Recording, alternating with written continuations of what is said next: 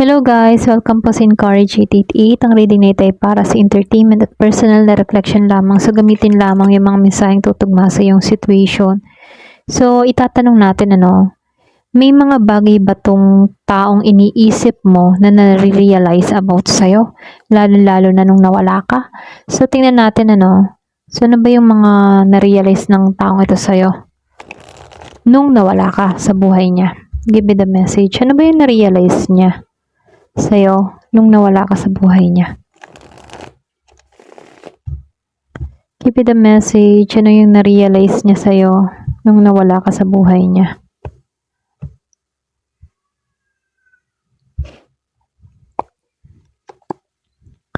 Page of Swords, Five of Wands.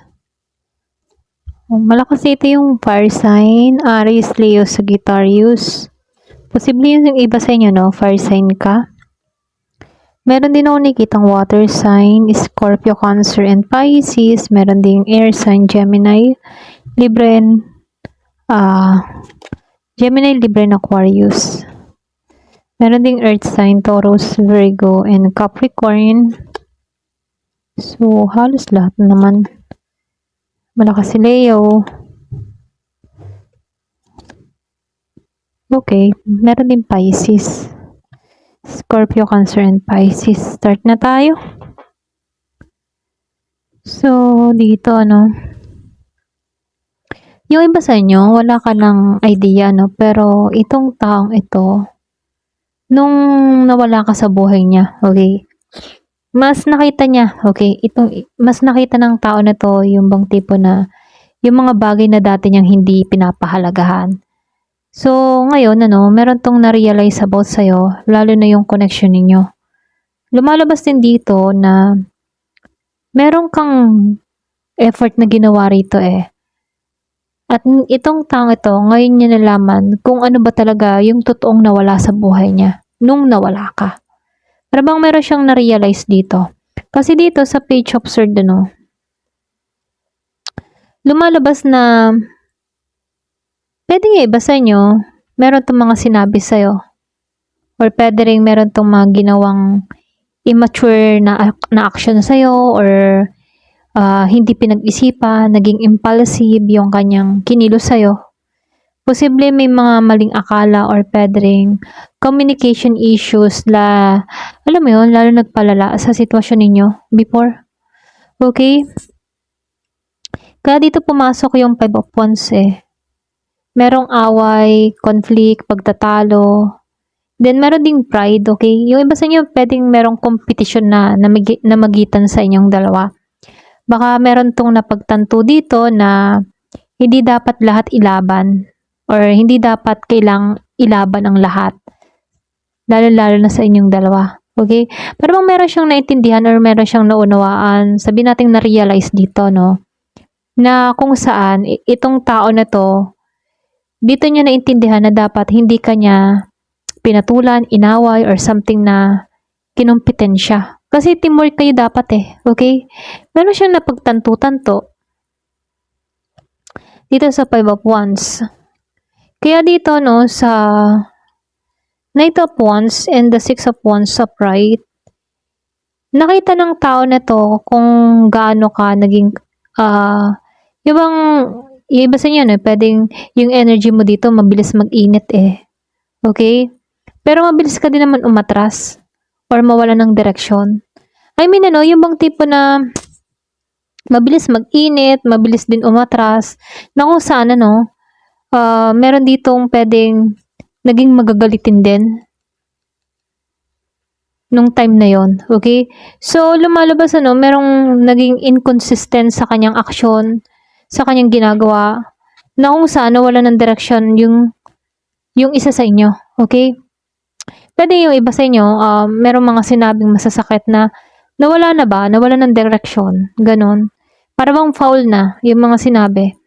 So, nakikitaan ko dito, meron kasi itong na-realize. Pwedeng after ng lahat, kasi may away na nangyari dito. Or pwede rin sabihin na yung iba sa inyo, pwedeng umalis ka na or nag-iba ka ng direction, So, meron na-realize dito na mahalaga pala yung value mo, okay? Para bang okay ka pala, gano'n. Hindi niya nakita yung bilang ikaw na okay ka bilang ka-partner.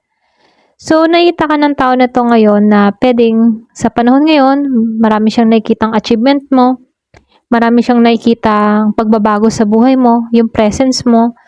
So, para bang mayroon siyang napansin sa'yo na yung bang napansin niya yung halaga mo, na kung saan before hindi niya mapansin, okay? Yung ba sa inyo puwedeng naging mainitin ang ulo mo before? Pero nakikitaan ko dito, puwedeng may dahilan naman kung bakit ka nag-iinit ang ulo dito sa tao na 'to. Pero ngayon ano, may pagbabago siyang pagtingin sa'yo, okay? Para bang nabago yung pang-unawa ng taong ito sa'yo. Lalo-lalo na ngayon sa present moment na ginagawa mo. Akala niya ikaw parang mananatiling, gano'n or mananatiling pasaway or puwedeng selosa or seloso kung yun yung cause ninyo. Or yung bang tipong gano'n, yung kung ano man yung naging issue niyo 'no, akala niya mananatili kang gano'n. Pero dahil dito 'no, yung iba sa inyo puwedeng meron kang pinatunayan dito, meron dahilan kung bakit nagiging mainit yung ulo mo dito, okay? Pero alam mo naman kung kailan din dapat umatras dito. Kaya lang dito 'no, meron siyang na-realize dito na, iba ka pala, akala ko ganito ka. Okay? Yung nagkaiba siya ng ano, para bang nagkaroon siya ng pangunawa sa'yo. Hindi niya akalain na magbabago, okay? Magbabago yung ikaw. So, nakikitaan ko dito, no, sa Death Reverse. And dito sa Queen of Wands, dito. Yung bang tipo na, alam mo yun, dito kasi sobrang lumalakas yung realization tungkol sa'yo mismo, okay? Nakikita ka ng tao na 'to na para bang very ano ka, very attractive dito sa Queen of Wands.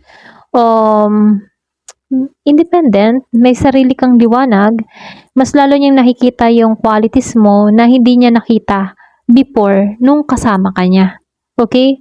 Para bang ngayon niya nakikita na may potential ka pala, meron ka palang ibubuga, mga gano'n. So, ngayon ano, hindi niya agad matanggap yung ending ninyo.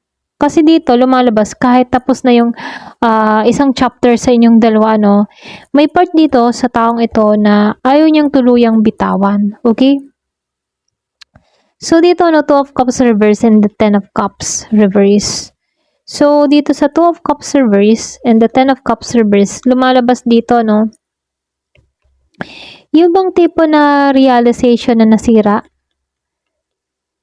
sa inyong dalawa or sa connection niyo. Para bang isang realization na kung saan na-realize ng tao na 'to na siya pala yung sumira sa connection ninyo. Na dati, andun yung emotional bond ninyong dalawa, pero dun niya naunawaan na, ako pala yung sumira sa connection naming dalawa.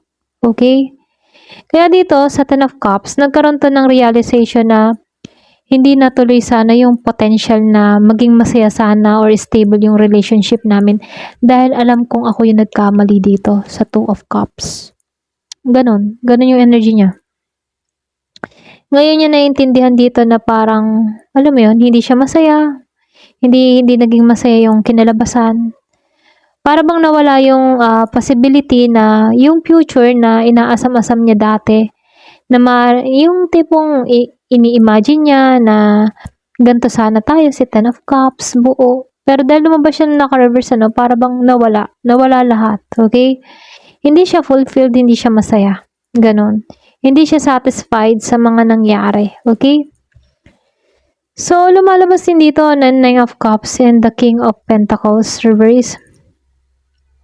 Kung titingnan dito, kahit mukhang yung bang tipong kahit nakuha ng tao na to yung mga gusto niya or alam mo yun, yung gusto niyang gawin or yung tipo na kahit makuha ng tao na to lahat-lahat ng gusto niya, merong isang bagay na hindi niya makuha or hindi siya genuinely ma-fulfilled at yun ay ikaw. Hindi kanya makuha ngayon eh. Okay? Meron siyang emotional dissatisfaction sa panahon ngayon. Para bang ramdam niya sa sarili niya na parang may kulang. May kulang sa buhay ko. Okay? So, dito, sa King of Pentacles reverse, dun pumasok yung realization dito na maaaring hindi siya naging stable enough para dito sa connection na 'to. Para bang dito pumapasok na itong tao na 'to meron siyang inaano sa kanyang sarili na lalong-lalo na ngayon, ramdam niya dito na wala siyang maipagmamalaki sa'yo, wala siyang maibibigay sa'yo. Posible meron kang person dito na, alam mo yon, hindi okay sa estado ng buhay niya ngayon.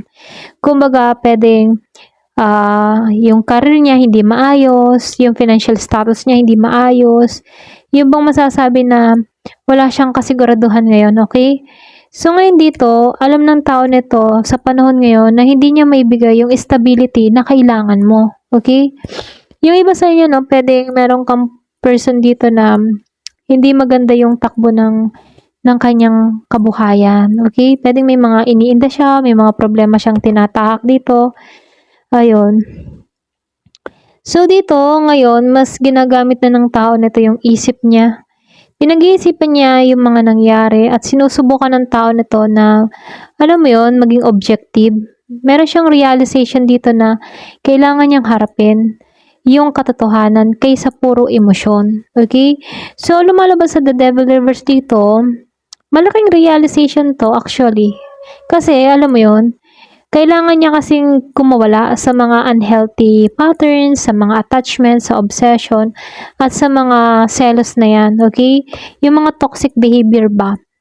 Parang nakita niya kung ano ba yung hindi maganda sa cycle, sa connection ninyo. Ngayon, nakita ng tao na to na marami akong nagawang pagkakamali dito sa taong ito at ikaw yun. So, dito, lumalabas din dito sa Two of Pentacles. At itong si Four of Pentacles dito, Kumbaga, sabay-sabay kasi maraming bagay siyang na-realize about sa'yo na hindi niya na-realize dati, okay? Hindi niya nabigyan ng tamang priority yung relationship ninyo or yung connection nyo. Para bang hindi niya napahalagahan, okay? Pero ngayon pumapasok yung realization dito sa taong ito. So, lumalabas ayaw pala ng tao na to na tuluyang kang makawala dito. Ayaw ka naman niyang makawala, no? Kaya lang, lumalabas kumakapit to sa mga memories, sa mga alaala ninyong dalawa. Parang ganun yung energy niya dito. Kahit hindi niya ipakita ng harap-harapan, pero yung energy niya kumakapit pa rin sa'yo. So, meron siyang na-realize dito, na ayaw ka pala niyang mawala. Okay? Doon pumasok yung realization. So, nakikitaan ko din dito, sa Knight of Cups and the World Reverse. Pareho silang naka-reverse dito. Yung bang tipo na naging inconsistent tong tao na to, hindi siya naging available emotionally sa'yo, okay? Nung panahong kailangan mo to, okay? Maring nagbigay siya ng mga mixed signal sa'yo, hindi niya naipakita yung bang tipong hindi niya naipakita ng maayos yung totoo niyang feelings, okay? Para ikaw, nalito ka, ano ba? Gusto ba ako nito? Mahal ba ako talaga ng taong ito?